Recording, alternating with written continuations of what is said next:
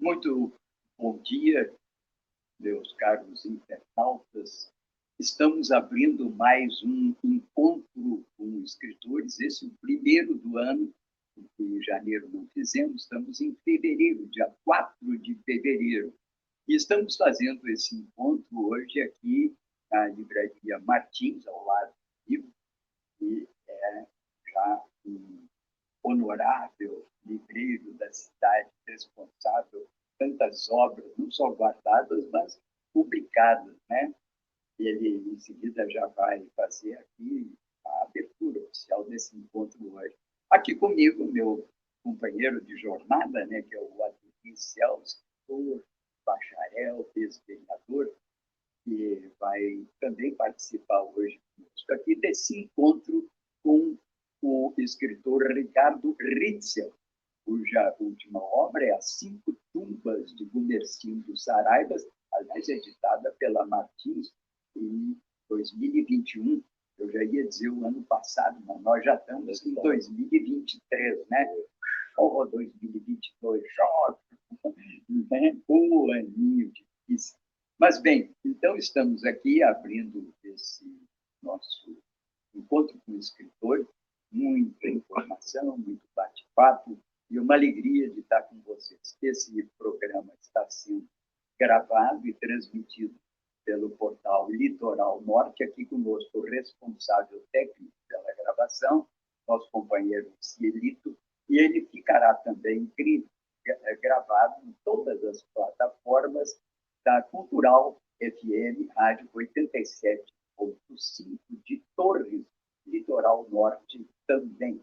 Portanto, vamos iniciar esse nosso encontro. Eu passaria para o Ademir, nosso companheiro, para que aqui trouxesse a palavra o Ivo. O Ademir, você que é da casa. Olha, é sempre bom estar aqui contigo, Paulo, e retomando em 2023 o nosso programa. Estar aqui na Martins Livreiro é algo fenomenal, né? Não só pela tradição, porque nós, infelizmente, temos perdido algumas livrarias importantes, alguns tempos históricos, e a Martins Livreiro não é apenas uma livraria histórica, também uma editora importantíssima, e as publicações que, ao longo dos anos, foram feitas sobre a historiografia do Rio Grande do Sul, a nossa literatura, e principalmente, estava comentando com o Ivo, a necessidade de algumas reedições. Nós comentávamos aí a necessidade de reeditar, por exemplo, uma figura como Aurélio Porto. Por isso eu queria que, antes de ouvir o Ricardo Ritzel, meu amigo, meu camarada, que nós estamos estudando algumas coisas juntos, né? Juntando material, e aqui a gente encontra frequentemente algumas coisas que a gente procura na livraria. Então, o Ivo poderia colocar um pouquinho essa questão, essa simbologia desse espaço que nós estamos hoje. Em primeiro lugar, eu quero agradecer a presença de todos aqui, e é uma satisfação nessa humilde Casa de Cultura, que vai completar 70 anos agora em março, fundada pelo Manuel dos Santos Martins, meu sogro, em 1954. Então, esse espaço aqui está sempre à disposição, a serviço da cultura, principalmente os escritores, porque antes da pandemia nós nos reunimos na Livraria Érico Veríssimo, lá que tinha um espaço, e começamos com palestra de escritores, Sérgio da Costa Franco, Nilson Alder, Nilson Souza e tantos outros escritores, e foi se ampliando, chegamos a ter mais de 100 pessoas lá participando dos encontros. Então, se tornou apertado o espaço, mas a gente vai retomar aquele espaço da Érico Veríssimo e da Martins Livreiro, colocando à disposição de todos os eventos em prol da cultura rio-grandense. Em termos de edições, nós reeditamos umas obras, o seu Manuel Martins, fundador, que foi a Seleta em Prosa e Verso, Antônio Chimango, o Voluntários do Martírio, obras sérias, a história rio-grandense, fundamental, que eram obras esgotadas. O próprio livro Queres Ler, que era um mito, até música fizeram sobre o livro, né? Então, isso aí é uma satisfação que as pessoas chegam aqui e encontram aquelas obras esgotadíssimas que não se encontravam mais no mercado. Numa ocasião, nesses tempos, uma senhora chegou e perguntou: é muito moço, em torno dos 90 anos, a senhora. É muito moço, mas, em todo caso, eu vou perguntar para ti se tu ouviu falar da Seleta em prosa e verso. Eu disse: não, eu já ouvi falar, a senhora espera um momentinho. Eu fui lá e apanhei uma edição de 1917 e uma edição atualizada com a ortografia dos anos 80. Ela olhou as duas edições e começou a chorar, escorria as lágrimas, se emocionou e disse: olha, eu ando há 50 anos atrás desse livro, eu não moro mais no Rio Grande do Sul, que foi a minha alfabetização. Então, isso é muito gratificante para a gente, né? Apesar, são duas coisas que eu ouço mais dentro da livraria. Uma, tu já leste todos esses livros? O nosso acervo é em torno dos 550 mil livros, aproximadamente. E a segunda diz: se tu vendesse cachaça, tu ganhava mais dinheiro. Então, não é por aí. Mas o espaço à disposição de todos os escritores que tiveram oportunidade de vir a Porto Alegre, pessoal do interior, querer dar uma palestra aqui e gravar algum programa, como já filme, vai sair um filme agora aí, gravado aqui na livraria também. E o espaço está aberto, são todos seus. A propósito, a Martins comprou recentemente e adquiriu 2 grandes acervos, né? Podia falar um pouquinho sobre isso? Aliás, são 3 acervos. 3 acervos, por isso que está com 550 mil livros. É. Em termos do Voltaire Schiller, que foi em torno de 18, 19 mil livros. Obra espetacular, ciências políticas, sociologia, uma biblioteca espetacular. A segunda foi infelizmente, fechou a Faculdade Monteiro Lobato. Foi em torno de 30 e poucos mil livros. Da família Eiser. Eu sinto, né, quando um espaço relativo à cultura. A outra foi a parte da biblioteca do Instituto Cultural Norte-Americano também. Foi em torno de 20 mil livros. Né? Mas eu acho que o Voltaire, não só pelos livros, mas também a simbologia, né? Sim, sem dúvida. Deixou um legado interessantíssimo para nós. E talvez tenha sido o único dos autores que escreveu um pequeno livro, mas valiosíssimo, que se chama O Ano 1000. Porque pouca gente se dá conta da importância que teve a passagem do 999 para o ano 1000. Era uma espécie de bug do milênio, né? Muita gente se matando, se jogando no meio. E aí desenvolveu-se muito naquele antes do 1000 o culto ao Espírito Santo, de onde advém a festa do Divino Espírito Santo, porque uma das rainhas de Portugal foi muito influenciada pela cultura de divinização do Espírito Santo, e isso incorporou-se até no campo da música, né? Pois não é que Voltaire foi lá o ano 1000, e eu tinha já marcado um encontro dele para conversar sobre esse aspecto do Divino Espírito Santo, porque não está aprofundado no livro dele. E eu ia pedir que ele, numa outra edição, o fizesse. Certamente ele teria feito. E aí, antes de nos encontrar, faleceu. Lamentável. Mas, enfim. A gente perdeu vários escritores aí. O Sérgio da Costa Franco. Hoje consegui aqui contigo a última edição do guia, porque a gente tem que ter... Eu tenho outras edições, mas eu precisava essa última, para ver algumas coisas que talvez não entenda. Inclusive, essa edição tem a parte de Petrópolis, que as anteriores não têm. Então, outra coisa, aproveitando que o livro está aqui, ele falou nessas reedições, né? E hoje, casualmente, eu trouxe aqui esse livro do Clóvis Silveira de Oliveira, que é Porto Alegre, a cidade e sua formação, já na segunda edição, editado por Metrópole, que era uma editora gráfica, ele próprio. Esse livro também está merecendo uma outra edição. edição, que já não se encontra, é valiosíssimo de informação, tem uma vasta bibliografia sobre Porto Alegre, e não está, me disse o Luiz, não está conseguindo contato com uma família. Se alguém souber de um contato com uma chuva, ou não sei se ele tem filhos. Não, me parece não ter filhos. Pois é. O Martins, a Livraria Martins Editora, está tentando aqui reeditar. Quem sabe alguém escutando essa nossa conversa e saiba de contato, possa, então, trazer aqui à tona uma autorização, porque é um livro muito importante, merecia também. Mas é isso, então estamos aqui abrindo um papo de cultura, um ambiente cultural e com gente culta, né?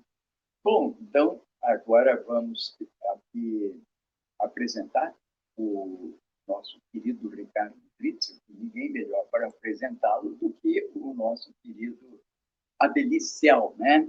O Ricardo Witzel chama a atenção porque, ao longo do tempo, ele vinha fazendo publicações que hoje são mais comuns na internet, né?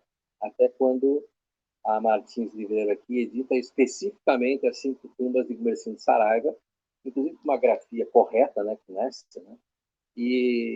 Mas o Ricardo Witzel tem que se apresentar, além de ser um bom jornalista, hoje é um sujeito de memória. Eu acho que nós precisamos ter mais memorialistas, pessoas que não são necessariamente historiadores, que ficam ali na academia, revirando um monte de publicações, mas que buscam muito mais na cultura oral, nas experiências, enfim, recontar um pouco a nossa história.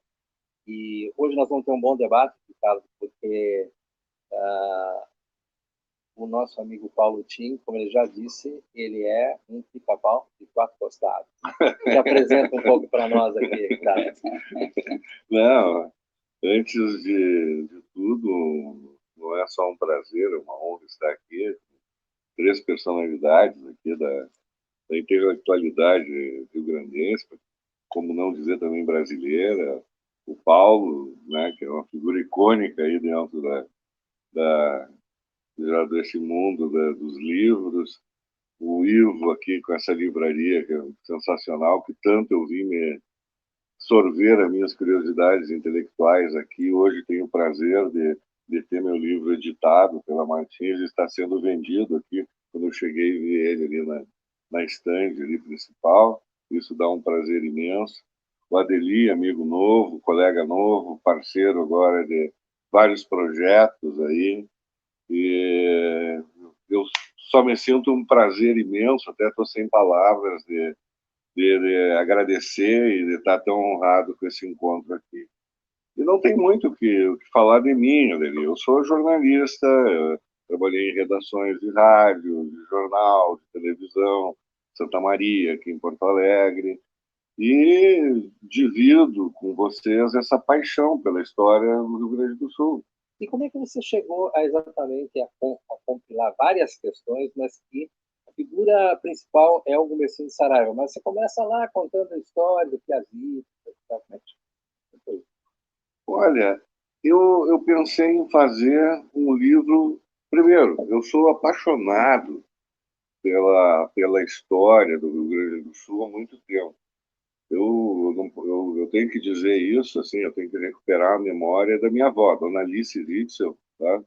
Que me contava a história, em vez da história da carrochinha. Eu era uma criança, meus pais eram professores da Universidade Federal de Santa Maria, eu passei muito tempo eles trabalhavam muito, passei muito tempo com a minha avó, e a minha avó me contava a história do Rio Grande do Sul. Ela era uma apaixonada pela história do Rio Grande do Sul, pela história do Brasil, e aí eu comecei a gostar disso, né? E depois de muito tempo, eu tinha uns 12, 13, 14 anos, nem me lembro isso, eu fui convidado para ir na fazenda de um grande amigo meu, na estância de um grande amigo meu em Bossoroca. E o Rubens Valeriano Furtado Fabrício da Silva, um doutor lá de Santa Maria. Eu sou muito amigo do filho dele, até hoje estamos uma amizade de mais de quase 60 anos aí, né? E ele me levou para Bossoroca. Eu me lembro, foi uma das primeiras vezes que eu fui a Bossoroca, eu tinha 11, 12 anos. Ele parou no Capão da Batalha, onde o Gumercindo foi atingido ali aqueles 2 tiros, e saiu do carro e começou a falar. Olha, aqui morreu o Gumercindo, a coisa assim, as tropas vinham daqui, aí eles pararam aqui no Rio, o Rio estava em cheia e tal. E essas histórias, esses causos, essas recuperações de memória, começaram a fazer parte de mim. Eu comecei a ler, como eu disse aqui no início, eu vim aqui no Martins Livreiro buscar livros da Revolução de 93, que não tinha lá em Santa Maria. O Paulo divide comigo essa conterrâneo, né, de Santa Mariense e tal, sabe que às vezes, né, tem bons livros, tinha, mas naquela época, início dos anos 70, início dos anos 80, quando a gente vinha buscar uma obra específica, tinha que ser aqui em Porto Alegre, mais especificamente aqui na Martins Livreiro. E eu comecei isso é uma paixão antiga minha, de ler, de buscar informações, de ter. Esse livro não saiu de uma hora para outra, né? Em 2014, 2013, eu fui com o meu filho mais velho, fui trabalhar na Argentina e fomos passar também uns dias de férias lá. E o meu filho ficou muito... começou a brincar comigo, eu de férias, né? Quando eu entrei em férias, me informava naquelas bibliotecas portenhas lá, e de Montevidéu e tal, buscando informações sobre a história, um outro lado da história do Rio Grande do Sul que estava editado lá, né? E aí surgiu, uma hora, um amigo me desafiou, lançou um desafio de nós fazermos um vídeo, um documentário, lá na Bossoroca, lá no Capão do Carovi, na coxilha do Carovi, mostrando, contando o trajeto que eles tinham pesquisado lá, do Estado-Maior do Gumercindo, logo depois que ele foi atingido pelos tiros, até o enterro dele no cemitério de Santo Antônio dos Capuchinhos, em Itacurubi. E o Marcos Fabrício, o primo dele, o Marquinhos, mais uns amigos, pesquisaram, buscaram os velhos, né, aquela tradição oral lá daquela região, foram buscando, pesquisando e encontraram o caminho, buscando, fazendo um confronto com a literatura, o Ângelo Dourado, o Fabrício Pilar, esses, né, o Rodrigues, que tem livros editados, o próprio Firmino de Paula também, que escreveu e deixou algumas coisas, né, para a posteridade. E quando ele lançou esse desafio desse livro, eu me senti na obrigação de defender tudo que eu já tinha lido, ou pelo menos aquilo que me chamava mais atenção e que era desses pontos aí. Aí surgiu as 5 tumbas de Gumercindo Saraiva e outras histórias de guerras gaúchas. Respondendo a tua pergunta, Adeli, por que começa lá com o Andrezito? Porque essas são as raízes do federalismo. Tá? Aqui no Rio Grande do Sul, a gente tem uma história, mas passando ali o outro lado do rio, ali na Argentina, em Correntes, nas Missões da Argentina, tem uma outra história do Artigas e do Andrezito.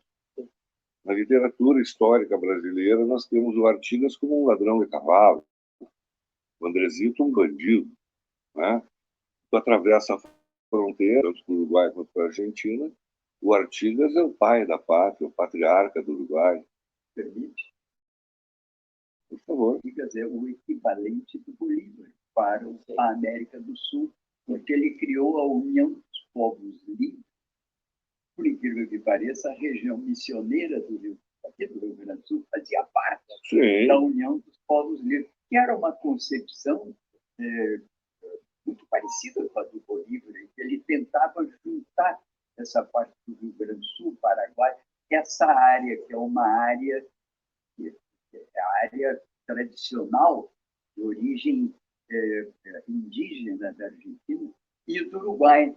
Ele tentou levar adiante, ele não conseguiu, mas realmente a figura do Artigas é pouco valor, até porque o Bolívar cresceu muito na razão da Revolução, mas ele deve ter Martim também em resgatar esse nome, que aliás tem custo dele aqui, oferecido pelo povo uruguai, lamentavelmente com uma pouca explicação do que ele significou tá a exigir, quem sabe também, quem sabe não é esse o outro livro que pinta aí para ti, né, Ricardo? Olha, Artigas. Artigas e Andresito, né? Eles estão muito ligados aí. E eles também, Paulo, né? Eles, assim, eu vejo eles também inseridos ali dentro de uma cultura internacional, acho que, assim, que passa fronteiras, que essa cultura que se desenvolveu na Bacia do Prata, sabe? Formada por índios, negros, imigrantes pobres, que surgiu aí essa cultura gaúcha, ou cultura gaúcha, tem muito a ver com Bolívar aí, tem muito a ver com André Cipo aí. Então, esse confronto, apesar do CTG, né? É. O gauchismo, ela é anterior e ultrapassa claro, o CTG. Você tem toda a razão. Aliás, nós temos um grupo aqui que anda mais ou menos assim, o tipo orgulho de ser gaúcho, que é uma maneira de responder a uma certa crítica superficial que nos últimos anos aconteceu no Rio Grande, né? E essa tendência nossa de ir às raízes, porque uma das interpretações do começo do século XX era da nossa vinculação com o prata. Quando chegou aí nos anos 30, 50, nós, digamos que foram os baluartes dos ensaios grandenses, o Moisés Pinho, eles insistiram muito no caráter lusitano e açoriano aqui da nossa formação, e sem querer ficaram duas interpretações, quer dizer, uma que era mais antiga, e a da raiz pampiana do Rio Grande do Sul, que ficou um pouco sobrepujada por essa raiz açoriana. E mais recentemente, depois de 70, 80, apareceram outras interpretações que tem um epicentro em Porto Alegre, eu diria um pouco mais intelectualizada, que Porto Alegre está para o Rio Grande do Sul, um pouco como Buenos Aires está para a Argentina. Há um estranhamento entre o que é Porto Alegre e o que é o interior do Rio Grande do Sul. Nós que somos de Santa Maria, a gente tem uma vantagem, porque Santa Maria... República de Santa Maria. República de Santa Maria, porque até Santa Maria chegavam os ventos vindos do Polo Sul, e chegavam também as influências, não só do Uruguai, como da Argentina, como do Pampa, porque, assim como está contando a minha avó, que era a avó Romilda, também me contava lá de Tupaceretã, que eu ia com meu avô no Jari, que é perto da Boçoroca, né? Era um fazendeiro, e ele me contava, e a minha avó me contavam da Revolução de 23 e 25. E contavam, daí também nós temos essa vantagem que em Santa Maria nós ficamos assim, batedos por essas efeitos rio-grandenses. Viemos mais tarde para Porto Alegre. Eu vim para Porto Alegre já com 10 anos, mas já tinha sofrido essa influência das viagens à Serra, ao Jari e a Tupaceretã, e esses causos que a minha avó contava, que chegavam e requisitavam a comida, o gado, e as mulheres se escondiam num poço. Eram histórias maravilhosas. Eu acho que nós dois somos bem-aventurados por termos tido essa juventude, infância, no meu caso, né, em Santa Maria. Um que eu acho que pegou assim no ar essa minha sacada foi o poeta, escritor, historiador e professor da Universidade de Santa Maria, meu amigo Vitor Biasoli. Ah, sim. O Vitor, eu apresentei o livro para ele, nós conversamos várias vezes, eu morava ainda em Santa Maria quando eu comecei a preparar o livro e o filme também, o curta-metragem, e nós tomávamos cafezinho. Eu encontrava com o Vitor no calçadão de Santa Maria, ali na antiga primeira quadra, né? E vamos tomar um cafezinho. E eu, olha, eu quero fazer isso, aquilo e tal. Né? E quando o Vitor leu o meu livro, ele me chamou, né, pelo WhatsApp ali, falando comigo, e disse, Ricardo, né? Eu saquei isso aí, os causos que a gente escutava, que eu escutei. Eu sou de Pelotas, eu ouvia falar do Zeca Neto, ouvia falar do Gumercindo. Essas são as histórias que o meu avô contava para mim, que a minha avó contava para mim. E é verdade, é um pouco disso também. né? Eu sou jornalista. Na apresentação que com a carinhosa apresentação que a Adeline fez aí, ele me disse, né? Eu sou um jornalista, mas assim eu também sou um contador da história. Eu sou mais contador da história do que um historiador, né? Essas histórias me emocionam, me chamam. E o livro é isso aí, essa busca da verdade, esse confronto de versões que esse período revolucionário rio-grandense tem, né? Eu me ativo nesse período aí. Então, ele é um período que um conta de um jeito, aqui em Porto Alegre é contado de uma maneira, tu vai lá nas missões ou na campanha é contada de outra maneira, do Maragá, do Pica-Pau. A minha própria família, tu falou, eu sou Pica-Pau dos 4 costados. A minha família toda é Pica-Pau dos 5 costados, sabe? Eu procurando ali aquelas coisas, recuperando a história do meu avô, do meu bisavô, né? Eles estavam lá no jantar de homenagem ao Júlio, Borges de Medeiros, né? Dentro das reuniões do Partido Republicano Rio-Grandense e tal. Cruz na testa, já. É exatamente isso. Cruz na testa. E esse livro é isso, é o confronto, é o ver o que é lenda, o que é mito. É isso que eu tentei. queria explorar com vocês, que tem essa preocupação memorialista, se vocês têm dificuldades em fontes, e as fontes que existem, até que ponto algumas são confiáveis, o que é xalala. O Ivo contou antes um pouco a história aqui de uma pessoa que chegou aqui falando do Clóvis, né? Como se fosse um contador de histórias nem sempre reais, mas muito mais ficcionais. Então, eu acho que... Eu vou falar para vocês, eu encontro uma profunda dificuldade. Acho que há uma mesquinharia aqui espalhada pelo Rio Grande do Sul, de pessoas que não te passam informações. Tem gente que vai ter livros que vão ser levados para um ferro velho, para uma reciclagem que não querem passar adiante, nem para uma biblioteca, nem para um sebo, né? Olha o que o Ivo acabou de nos contar, a riqueza dessas 3 aquisições feitas pela Martins recentemente. Eu ganhei de uma pessoa amiga recentemente alguns livros que eu andava atrás. Tem os livros do Viana Mugi que eu andava atrás procurando e não achava. Né?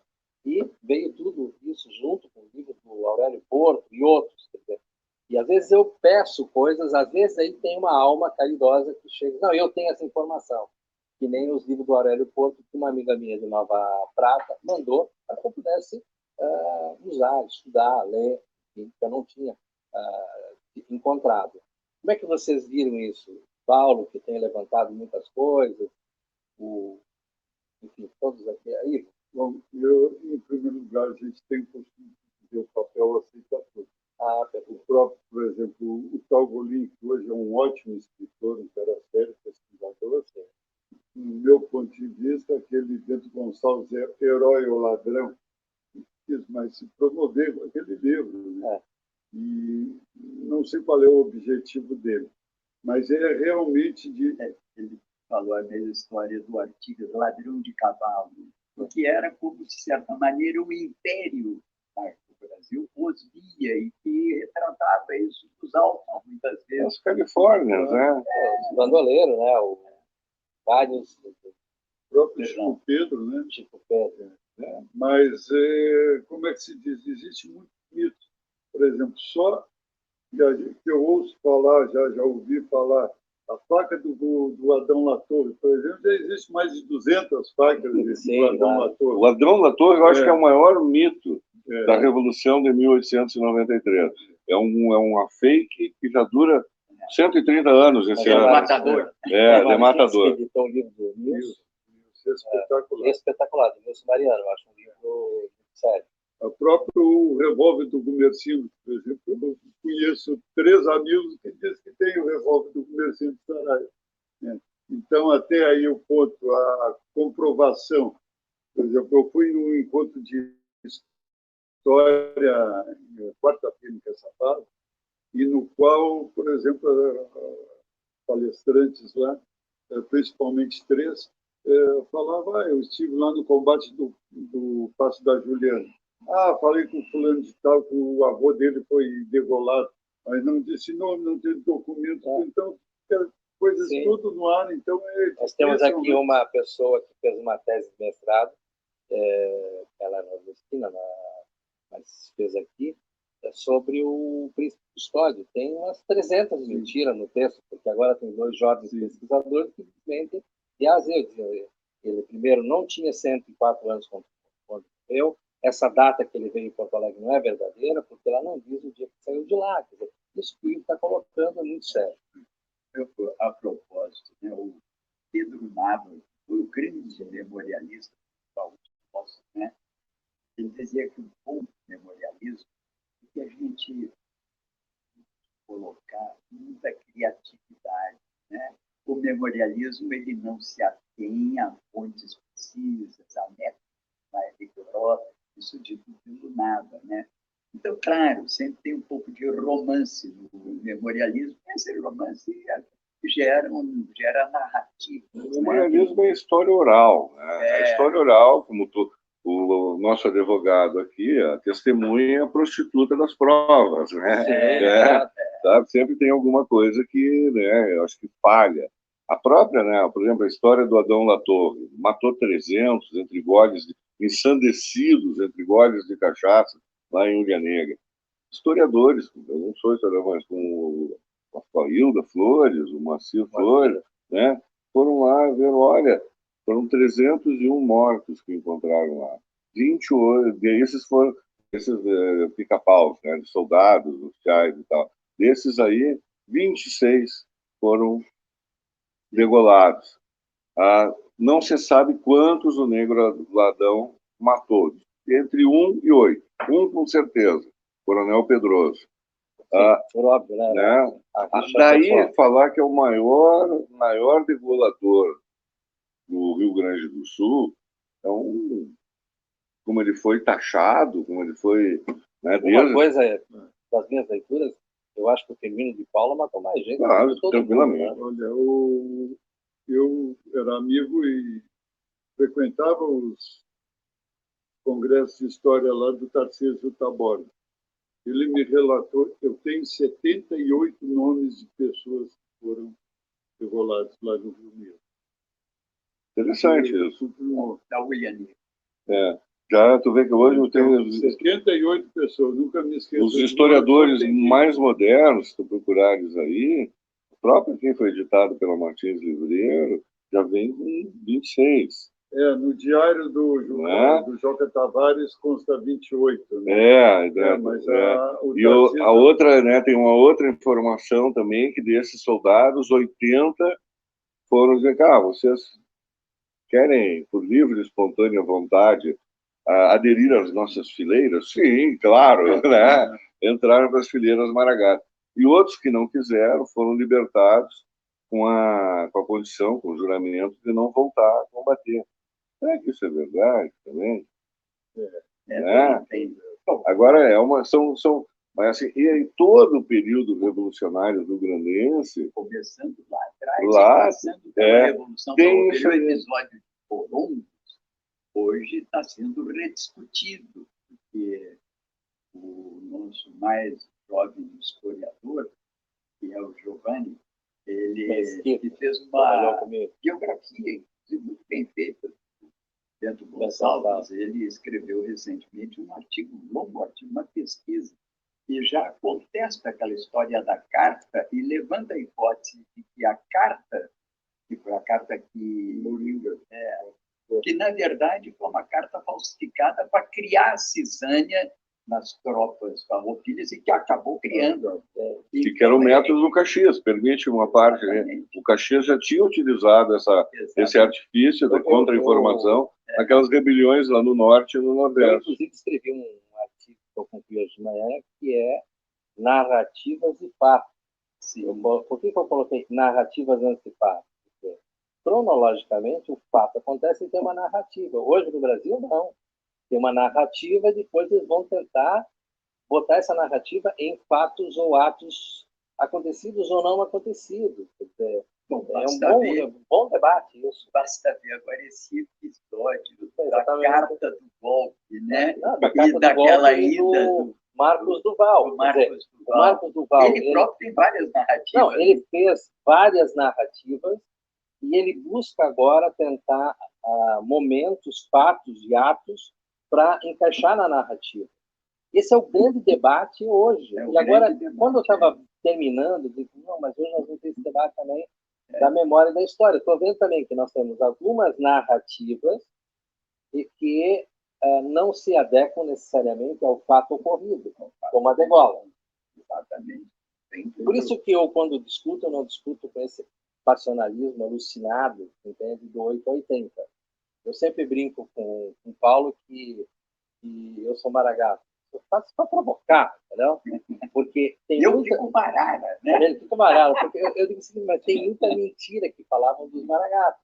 A dele concorda comigo, tem mentira. Como tem mentiras que falam dos pica-paus. Agora, nós temos que entender que teve uma divergência nas hostes do Partido Republicano Rio-Grandense muito grande em alguns momentos, né? A saída... Tanto que ela desemboca... O primeiro acho que foi o Barros Cassal, Venâncio Aires, Ramiro Barcelos, e outros que foram rompendo... E que desembocam na Revolução de 23. Porque esses originalmente não eram maragatos.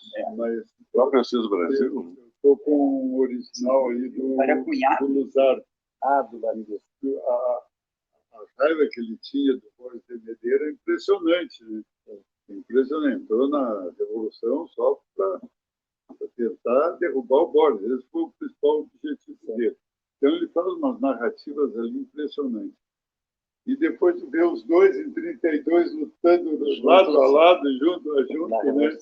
Então, é difícil. O próprio general Zeca Neto, né, dos dois lados, como sendo Saraiva, tudo, né? Então, hoje é uma coisa, amanhã já pode ser diferente. Então, são narrativas que, dependendo da situação, o que convém, para um lado ou para o outro, se bota no papel. A história do Rio Grande do Sul não é para amadores. Né? Não, é muito complexo. Bom, então, fica aqui esse registro, né? As 5 tumbas de Gumersindo Saraiva, do Ricardo Grip, e outras histórias, guerras gaúchas, né? Mas vamos voltar, porque tem o Gumersindo militar, que você destaca aqui, né, como grande estrategista militar, e tem o Gumersindo que se envolve numa guerra que tinha visões ideológicas diferentes. Eu tenho um amigo meu que diz assim, curioso, o Rio Grande do Sul, ele não tem, digamos assim, a densidade social nas suas guerras, que, por exemplo, a cabanagem, ou mesmo algumas guerras republicanas tiveram, mas teve um sentido ideológico que lá não houve. E isso é interessante, mas nós já vamos chegar lá.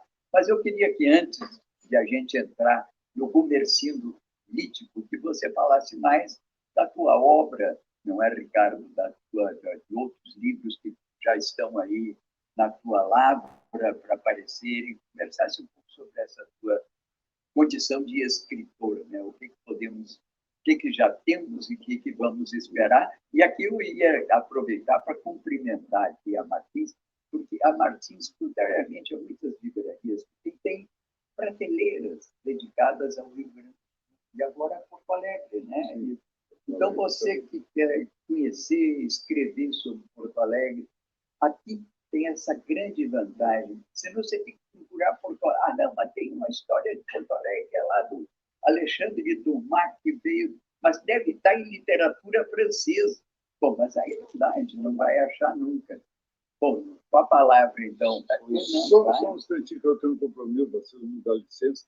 Eu fui num encontro de história em Bagé, e casualmente, por exemplo, um dos palestrantes foi falar sobre os Gumersindo, mercenários ou não. E aí estava o bisneto do Gumersindo lá. Ele levantou e só disse duas vezes: pode chamar ele de tudo que quiser, mesmo mercenário. É verdade. Obrigado, sim. Continuamos aqui, vamos escutar então. Obrigado, viu, Igor, por isso. Okay.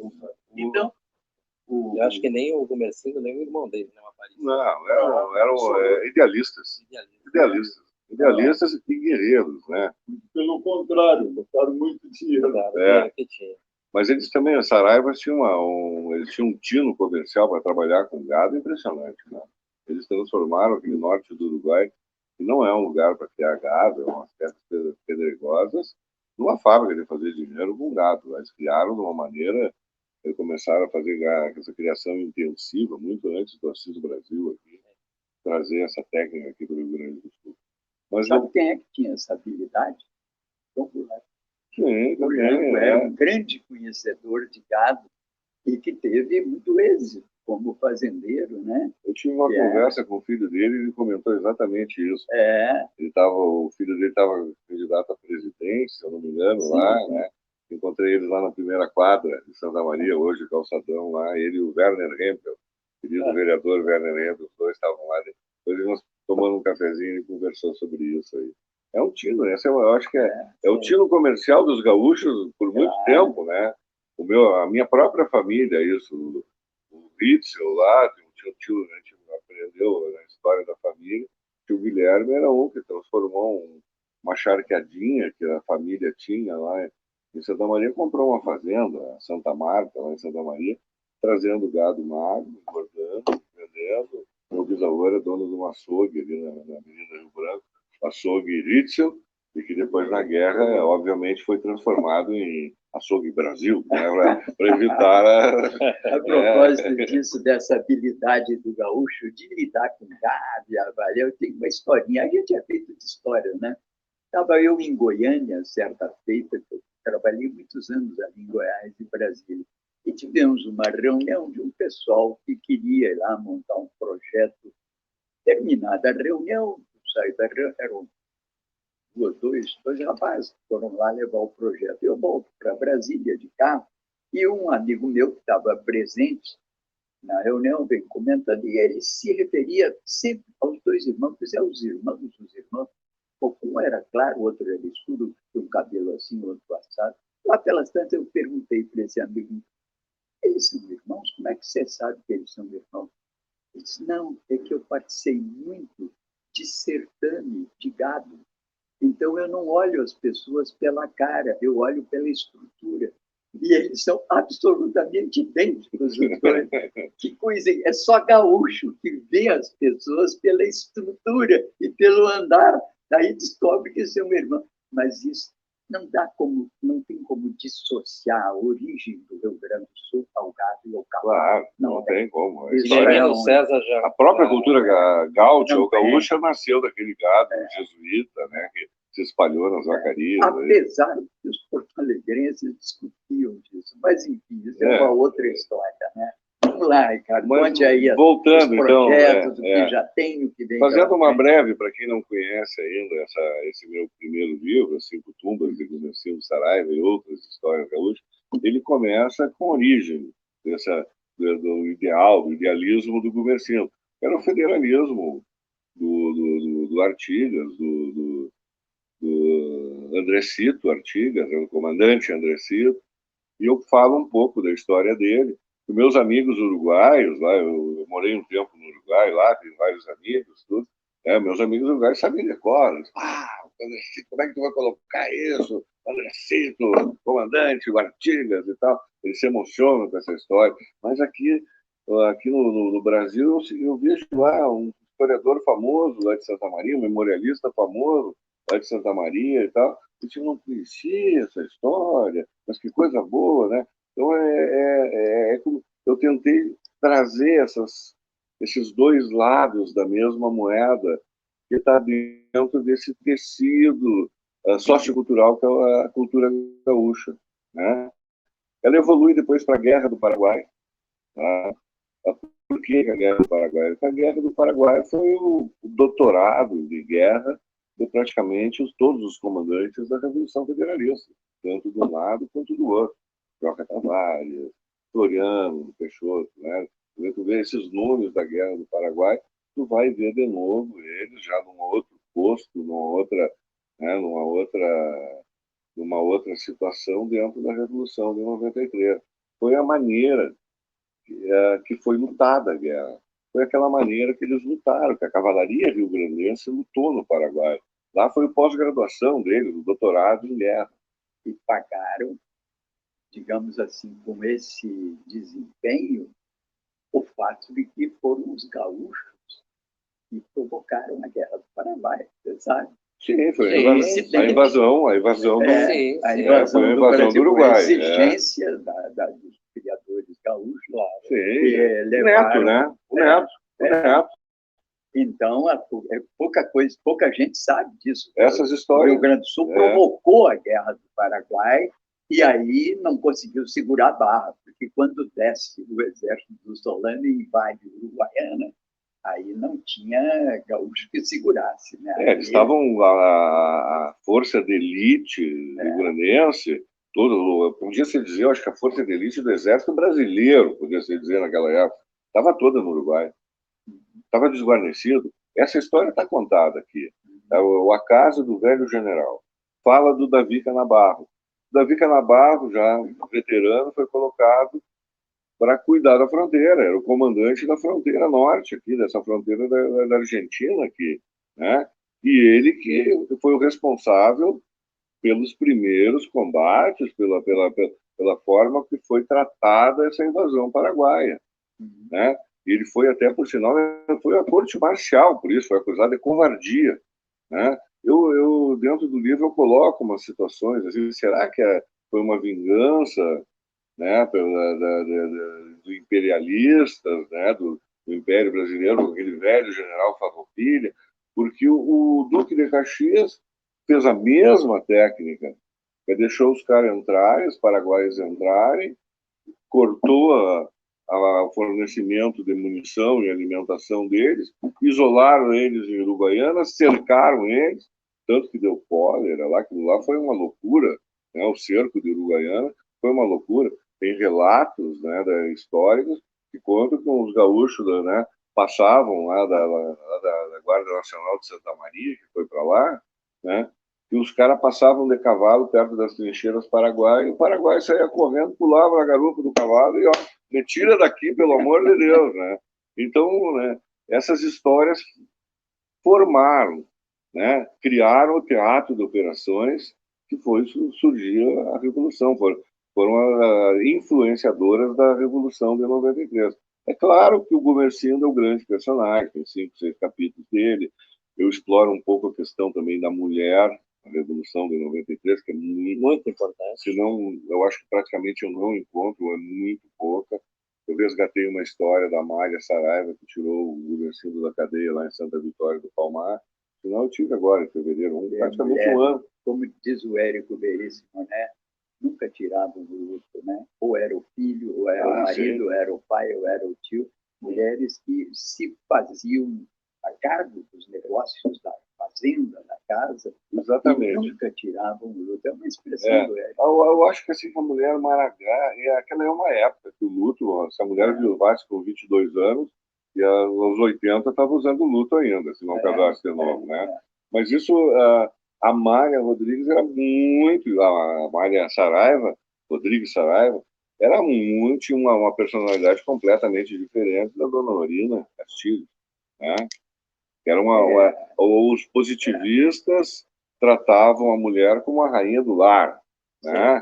Esses caras aí da fronteira que viviam em estância, na lide rural, a mulher pegava junto. A mulher estava junto com eles ali. Tanto quanto o Gumercindo, o Aparício vinham para as revoluções, diversas revoluções e patriadas, eles se envolveram lá tanto no Uruguai quanto aqui em 93, aqui no Brasil.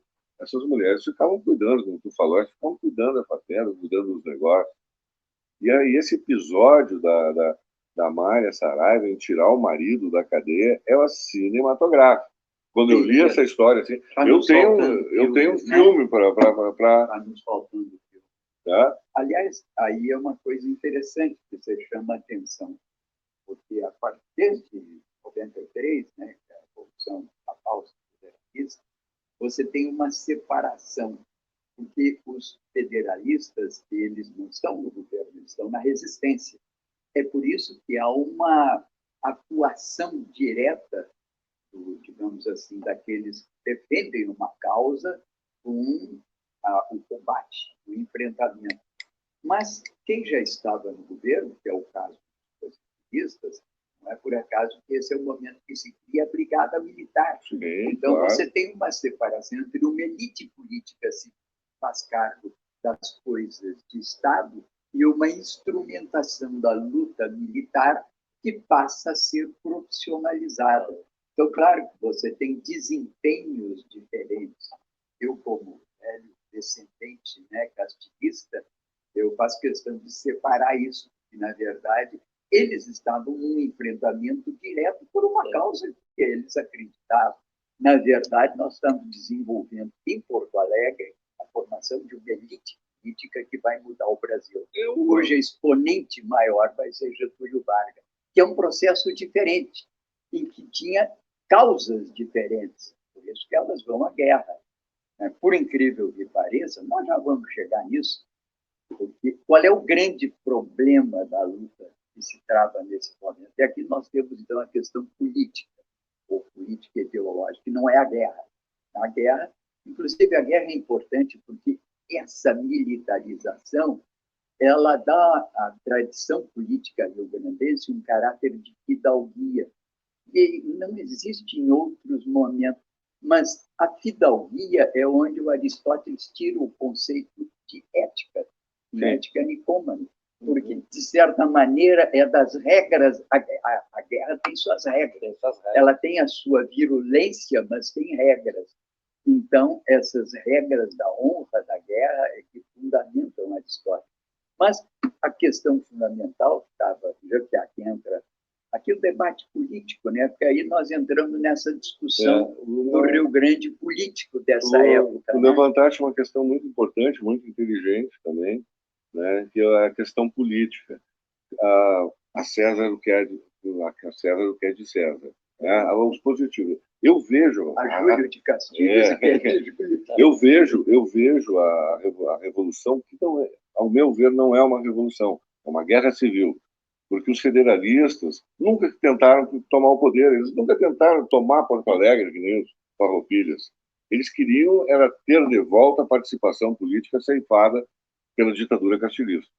Eles queriam forçar uma renegociação para a entrada na política deles de novo, porque o Júlio de Castilhos, de uma maneira ou de outra, ceifou isso com a ditadura castilhista. Mas, assim, por outro lado, naquela época, em 1890, quando a Revolução começa a ficar certa, né, era praticamente certa que eclodiu no embora, o positivismo era uma das correntes libertárias do mundo.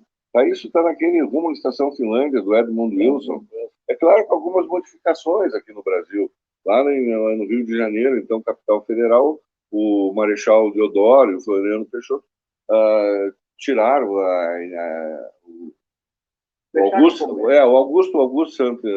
Augusto Conte colocava que a sociedade tinha que ser dirigida pelas pessoas proeminentes, né? Os intelectuais, né? Aquelas mais sábias, os mais antigos. Que é um conceito platônico.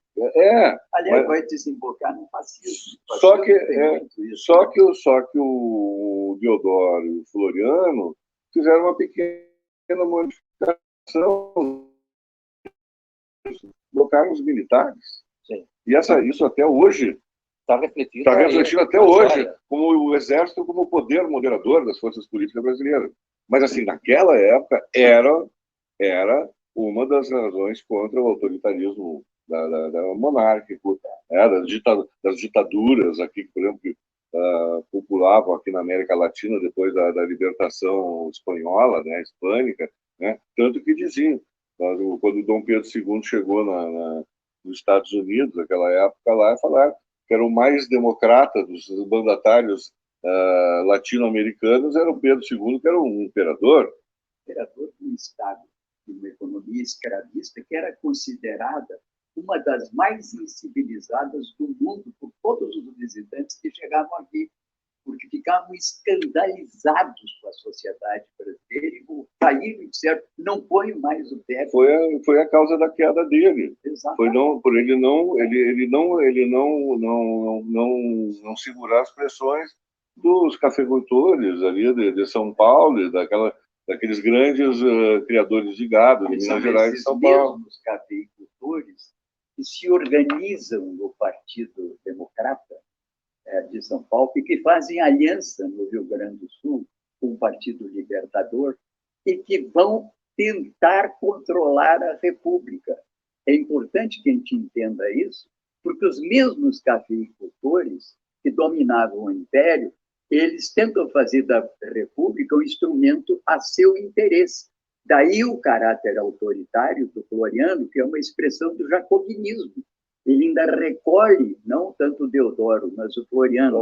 Ele recolhe, tanto que ele era o Nelson Werneck Stolter, tem páginas e páginas mostrando como o Floriano conseguiu retomar, entende, no seu governo, a popularidade que estava nas ruas do Rio de Janeiro na campanha abolicionista e que a tentativa do Partido Republicano, junto com o Partido Libertador do Rio Grande do Sul, pretendiam sufocar para voltar ao estilo, que era o estilo de governo que vai se iniciar com Campos Salles na política dos governadores. Então, a gente tem que entender o momento autoritário da República como uma espécie de ato, entende? Entre dois tipos de dominação, que era uma dominação tradicional antiprogressista, anti-industrializante. Aqui, o pessoal do Partido Libertador sempre foi contra a industrialização, de São Paulo também. Quer dizer, e o caminho do progresso no Brasil não era, naquele momento, atender os ideais liberais democráticos, era atender os imperativos da mudança do Rio Grande do Sul. É que esse debate, que é um debate político, tem sido subestimado no Brasil. Uma pequena parêntese, né? Dentro da monarquia parlamentarista do Dom Pedro, tinha mais liberdades civis do que o início da República Velha. Por isso que teve a revolta da vacina no Rio de Janeiro. Era a permissividade que se dava à elite no sistema escravista, porque negro era escravo. Até aí... Tanto que o Barão de Cotegipe faz um discurso no Congresso contra, bota a Lei Áurea, ele era contra, inclusive, a vinda dos imigrantes, né? Porque ele achava que tinha que trazer mais negros, que ele era pela continuação da escravatura, assim como o Barão de Ubá, tá? Que foi o maior plantador de café do Rio de Janeiro e também o maior escravagista do Rio, né? Do Brasil, talvez. Tá? E os dois têm nome de ruas em Porto Alegre. Paulo, então, tem que ter cuidado, cara, porque é um mito desse negócio do liberalismo do Segundo Império. O Brasil, no Segundo Império, era um país odioso, era uma sociedade escravocrata, atrasada, palavra, que permitia-se às elites, claro, uma certa liberdade. Tem uma expressão do século XIX que eu acho que define muito bem o Pedro II. Governava com mão de ferro, com luvas de película, de veludo, né? E uma segunda consideração é essa explanação muito brilhante tua, né? O que aconteceu aqui no Rio Grande do Sul, antes de tudo, antes dessa da política, sabe? Foi um encontro, ao meu ver, isso é uma definição minha, ao meu ver, foi um encontro de dois mundos. Um que estava fadado a morrer, que tinha 350, 370 anos, que pouco mudou de 1650 a 1890 aqui no Rio Grande do Sul, no interior do Rio Grande do Sul. Muita pouca coisa mudou. Talvez um armamento, só que usava lança e espada, a pólvora entrou para cá. Tá? Uma sociedade agropastoril, baseada muito ainda pegada às suas tradições, à sua cultura, com regras, com punições, né? E uma outra sociedade, aí que eu comecei a falar aquela hora, o que é de César, da de César, o que é de Castilho, da de Castilho, uma introdução de uma sociedade moderna, urbana, industrial, universidade, como foi criada a universidade aqui, né? Mas isso, essa liberdade, né, para nós contarmos a história da Guerra Civil de 93, que depois foi causa da 23, 24, né? E influenciou aquelas levantes militares ali do Prestes e depois, né? E até a própria Revolução de 30, né? Que influenciou isso, né? Nós temos que fazer uma recuperação de uma história desses caras, desses federalistas, né? Que eles foram... É o papel dos homens e o desempenho... Vai explicar para o Gumercindo, lá de Santa Vitória do Palmar, tropeiro, né? Com lide campeira, muito pouco letrado, estudou... Estava a serviço a uma causa condenada a desaparecer, era demais. A uma vida, uma cultura, não era só uma causa política, era a vida deles. Era a vida deles. Né? Aí tu tira a participação política. A mãe de todas as revoluções aqui no Brasil aumenta os impostos sobre as atividades deles. Né? Corta o contrabando, que era uma atividade de 350 anos que os caras tinham aqui. E até hoje tem aqui no Rio Grande do Sul, diga-se de passagem. Né? E grande. Pega todos os recursos do Estado e investe na ferrovia, porque aí surgiu Santa Maria, Caxias, Uruguaiana, Passo Fundo, essas cidades do interior, esses centros urbanos começam a crescer. E a grande produção econômica do Estado, que até hoje continua sendo também, com muita pouca, né, com uma indústria também aqui, né, a agropecuária continua sendo um forte fator econômico, tu ceifa completamente as atividades em prol de uma cultura urbana.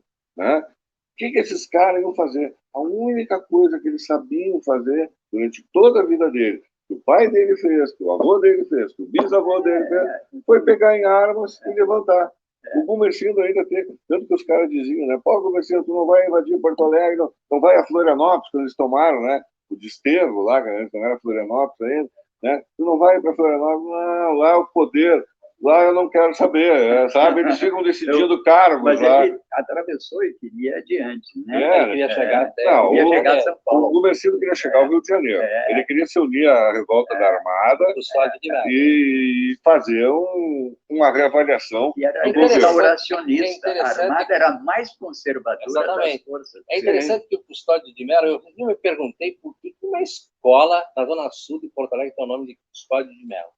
Ele foi ministro da Marinha, né? Sim. Aristocrata. Elite. E aí tinha um beco perto dessa escola, chamava-se Beco Sete Facadas. Imagina você morar no Beco Sete Facadas. Um vereador foi lá e trocou por Custódio de Mello. Quer dizer, essas coisas, entende, nos levam à questão das memórias. Então, vocês levantaram algumas questões aqui. O papel, agora. O papel da Marinha. Sim. Você falou, entende, da revolta da Marinha, do Custódio de Mello. Nós falamos dos escravocratas. Né? Eu acho que nós estamos aí prontos para um outro debate, entende? Quais são os temas que atravessaram a Guerra dos Farrapos, a Revolução de 93 e a de 23. E última análise, a formação rio-grandense. A formação da sociedade, que, aliás, e os impostos altos, né? Que foram, um comum, né? É o Estado. Nós tivemos, talvez, antes do que o Brasil, nós tivemos um Estado muito forte, que teve o seu lado positivo e seu lado negativo. Mas eu ia só dizer que você inclua isso, as missões. As missões. Porque o foco de tudo é as missões. É a conquista do território, né? É a presença, imagina que ali, na época da destruição, tinham 300 mil índios. Rapaz, comparando com o que era a população brasileira, isso era gente pra caramba. Ali nas cidades das missões, tinha cidades de 5 a 10 mil habitantes, quando o Rio de Janeiro e Salvador, nessa época, não tinham 10 mil habitantes. Então, você veja o complexo civilizacional que ali havia, que lá pela Santa foi atropelado. E como isso refletiu no Rio Grande. É a gênese da cultura gaúcha. Sem mas dúvida nenhuma. Não só aqui no Rio Grande do Sul, mas no Uruguai, na Argentina, no Paraguai. Vamos pegar o caso do Peru, né? Quando os espanhóis chegaram, dizimaram os incas, que tinha centenas, milhares de pessoas habitando os morros, produzindo. E aqui no Rio Grande do Sul também nós temos que levar isso em conta. Né? Não sei como é que nós estamos de horário, aparentemente nós estamos chegando próximo Estamos chegando a uma hora. próximo, mas eu só queria fazer uma observação. Que é Temos 5 minutinhos Tem um para... filósofo que é muito badalado, somente aquele Zizek, né? Ele diz assim, é porque nós conhecemos melhor o homem hoje que a gente consegue entender o macaco. Sim, ou seja, muitas vezes a gente consegue olhar o passado, né? Porque vivemos o seu futuro. E eu sempre digo o seguinte, é importante a gente perceber nesses desdobramentos o que deu, entende, as correntes do federalismo, dos maragatos, e o que deu a corrente dos pica-paus. Eu ainda peguei isso. Eu venho dos anos, eu nasci em 40, então, década de 40. Então, eu ainda vi isso. Aquela região toda, gente que resistiu ao Estado, que era um Estado progressista, ela vai se dirigindo cada vez mais para uma posição reacionária. Tanto que o Partido Libertador vai formar a Arena, em grande parte vai formar, ele vai se somar com lideranças que já eram da Serra. Enquanto que em Porto Alegre, aquela fermentação do Estado progressista vai desembocar em Getúlio e vai desembocar em Brizola, que isso vai desembocar no PT. Então, onde é que nasceu o PT no Rio Grande do Sul, em Porto Alegre? É porque tinha uma raiz progressista e predisposta a um discurso que era um discurso avançado. Isso tudo começou, na verdade, com o castilismo. Não é que eu estou aqui defendendo o castilismo enquanto tal, mas o castilismo enquanto uma corrente de opinião que permitiu um debate sobre o que era o atraso e o que deveria ser o avanço, e que deu duas guerras.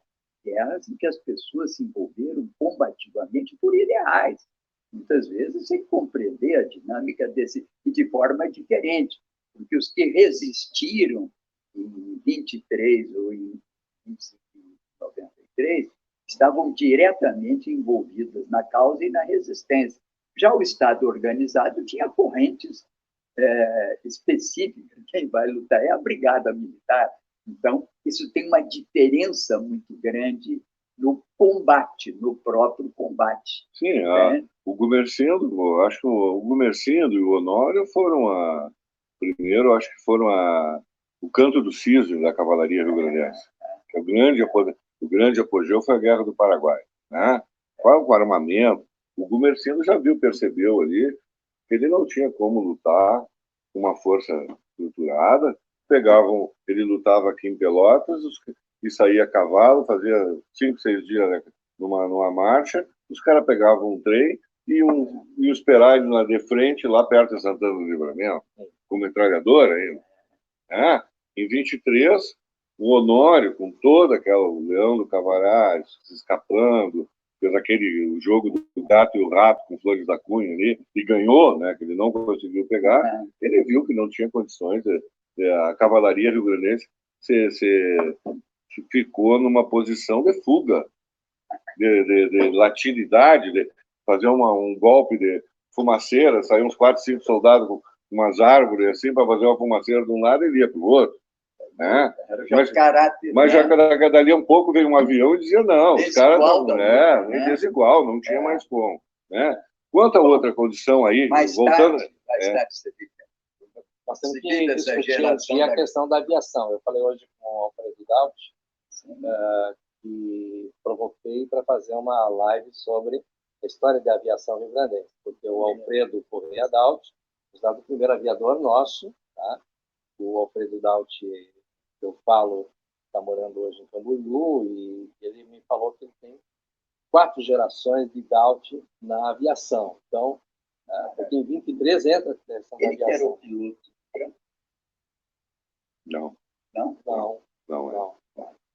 Mas essa é uma outra história. Nós estamos chegando ao final aqui, temos que agradecer a Martins Livreiro aqui por esse espaço magnífico.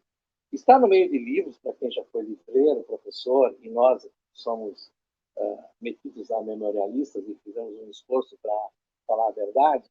Nós queremos agradecer a Tivo e a Martins Livreiro pelo espaço. Paulo Tim, no mês que vem, nós vamos publicar nas nossas redes sociais o próximo passo. Nós tínhamos também pensado no Liberato, talvez vamos discutir um pouco depois de vivência dele em Porto Alegre, que sempre é um tema importante, porque o Paulo anunciou aqui o site que vai entrar no ar nos próximos dias, que é a nossa história dos cronoletos, 250 anos de Porto Alegre, que é um apanhado histórico. Já estamos com 1.500 e poucas páginas de compilação, e vamos agora acrescentando nas datas, né, e novos textos, livros que as pessoas vão ceder. Eu falei que ontem saíram duas matérias sobre o 3 de agosto de 1980, quando, como o pessoal escreveu no livro Abaixo a Repressão, do Ivanildo Bortô e do Rafael Guimarães, o dia que Vilela amarelou. Videla amarelou. Então, nós temos muitas histórias. Para a palavrinha final aqui de vocês. Paulo, não, eu agradecer aqui ao Ivo, naturalmente, por esse espaço maravilhoso, inspirador, né? Essa egrégora que vai se formando, né? Saindo dessas prateleiras e algumas delas fotos que estão aqui ilustrando esse ambiente, né? Me coube, imagina, né? Me coube ficar de frente para o meu velho líder Brizola, o sorriso, né, grande dele, sobrancelhas espessas e a indefectível camisa azul, né? E, certa feita, uma grande dama. Me acompanha por 45 anos. Disse, mas que bonitas as suas camisas, governador. E ele mandou comprar mais umas 30 camisas azuis. Ficou imortalizado com as camisas azuis. E, naturalmente, aqui agradecer ao nosso querido escritor, me desculpando pela minha ênfase, né? Eu sou um pouquinho mais apaixonado que o Adeli, mas é porque eu já estou ficando meio criança de novo, e aí os velhos têm, às vezes, um pouco do direito de voltar a ser meio juvenis nessas paixões, né? Então, mas agradecer muito, né, que você esteve aqui conosco e congratular com um maravilhoso livro, né? As 5 tumbas de Rubensino Saraiva, né? Paulo, eu que agradeço a estar junto de vocês aqui, do Ivo, do Adeli, e como tu disse, nesse lugar icônico aqui, né?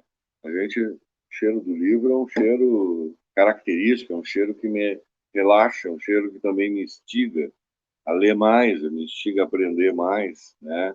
É um cheiro que é o meu quarto. Minha mãe era professora de literatura brasileira e depois rio-grandense lá na Universidade Federal de Santa Maria, e chegou um momento ali que o meu quarto era a biblioteca dela. Tá?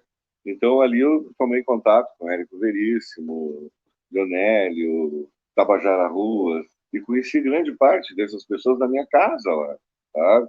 Quando a mãe levava lá.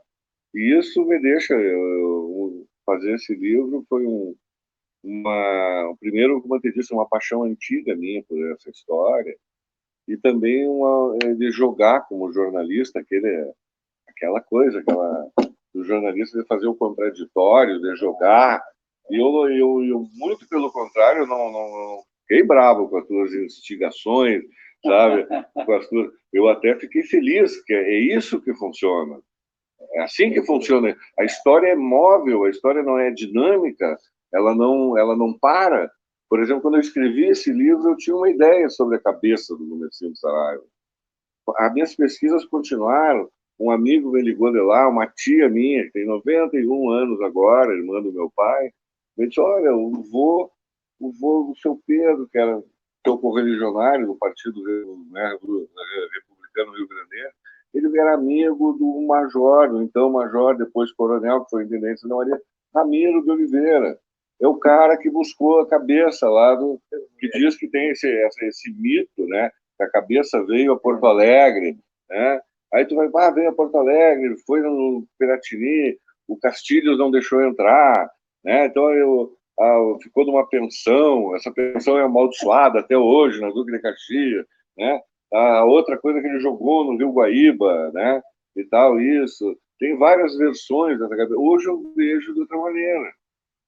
Tá?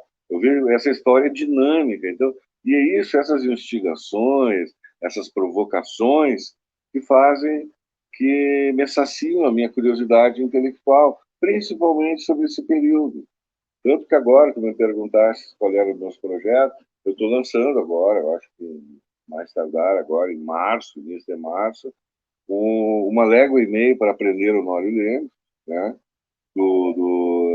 Também outras histórias de guerras gaúchas, que são um complemento, um tomo 2 desse livro aí. Né? Sou descendente dele, a minha avó era Ernestina Lemes. E a gente está provocando o Ricardo aqui para a gente fazer um vídeo sobre o Coronel Niederauer, que era filho de alemães. Niederauer, Santa Maria, né? Isso é outra história fantástica. Santa Maria, morreu na Guerra do Paraguai, merece também uma lembrança, ainda mais temos 200 anos da colonização no ano que vem. Não, mas o Niederauer de Santa Maria morreu no enfrentamento com a coluna Prestes. Não, foi o Bozano. Isso foi Bozano. Eu confundi, é o Bozano. Eu fiz um documentário sobre a história do Bozano, é outra história fantástica. E eu fiz uma grande reportagem para o jornal A Razão, lá em Santa Maria, que eu fiquei muito surpreso em ver que nós, santamarienses, lá não conhecíamos, a grande maioria de nós, santamarienses, não conhecia a história do Bozano. Eu fiz uma reportagem. O Coronel Niederauer, que passa ali do lado, paralela ao Bozano. A história do Bozano é uma coisa fantástica, aquele amor dele pela Maria Clara, Mariano da Rocha, tanto que eu coloquei, Santa Maria entrou no século XX com aquele amor, né, sabe? Com a paixão de um pelo outro, né? Tanto que a Maria Clara não casou nunca mais, virou viúva do Bozano e está enterrada junto dele aqui no cemitério aqui de Porto Alegre. E a história do Niederauer é outra dessas histórias que nem a do Gumercindo, que são abafadas pelo tempo, pela história, por outros personagens que sobressaíram, né? O Gumercindo, o castilismo abafou ele. Vai dar um outro vídeo. Né? O castilismo abafou a história. Sábado. O castilismo abafou a história do Gumercindo, tanto que lá vai no Uruguai, o Aparício tem uma estátua em cada cidade uruguaia. Né? A história do Niederauer é abafada pela história do Caxias, pela história do Osório, tá? E principalmente por aquelas chacinas que aconteceram na Guerra do Paraguai, promovidas pelo cônjuge dele. Eu fazer uma última observação para terminar. Para terminar. O curioso é que, é verdade, cara, a história é feita pelos vencedores, né? Dos achados da dia. Os perdedores nem as batatas cascadas. Mas os jornalistas não. Que no Rio Grande do Sul foi tão forte essa resistência federalista de depois de Maracás, que, embora derrotados, ela se sobrepôs como lenda libertária, como uma lenda que tem um caráter muito forte, mais do que o castilismo. Seria interessante, tanto que você pega, por exemplo, o CTG se refere, usa inclusive o lenço vermelho. Mas são castilistas. Isso que é a contradição. Mas mistura muito o lenço vermelho, que deveria ser muito mais uma evocação à Revolução Francesa e a 35, mistura com Maragato. Posso fazer uma pequena observação? Uma pequena. Eu acho que a Revolução, a Guerra Civil de 93, o Gumercindo, o Aparício, essa turma toda aí, ela está muito mais forte na criação da cultura gaúcha aqui no Rio Grande do Sul do que a Revolução Farroupilha. É muito mais perto. Tá? Como tu me disses aqui no início, minha avó me contava, meu avô me contava, eu ouvi os causos. Isso aí que formou o Paixão Corso. Tu vai ver as entrevistas dele antes, de porquê e como, e que ele criou o movimento tradicionalista aqui. Ele estava ligado àquela revolução de 93. Unir o Rio Grande do Sul, que estava desunido, era irmão contra irmão. Né? Então, eu acho que esse tecido sociocultural da cultura gaúcha, como eu disse, tem muito mais força, ele é muito mais próximo da gente, desse pessoal aí do fim do século XIX, do Gumercindo e essa turma toda, tanto de um lado quanto do outro. Pinheiro Machado, por exemplo, é uma figura excepcional, né? Do que o Bento Gonçalves, o Davi Canabarro, com essa turma toda que estão mais distantes. E a palavrinha final. Bom, eu que agradeço a presença de vocês, e a gente sempre aprende alguma coisa que não está no livro, algum comentário que se faz porque são desconhecidos. Mas eu reitero aqui o convite a todos os escritores gaúchos aqui, que o espaço cultural aqui está à disposição. É uma satisfação para a livraria poder contribuir à cultura rio-grandense nesse pequeno espaço aqui para os escritores da palestra, lançamento de livros, tudo. A gente está totalmente à disposição e apoiando todos os eventos. Obrigado e até o próximo mês. Encontro com os escritores. Obrigado.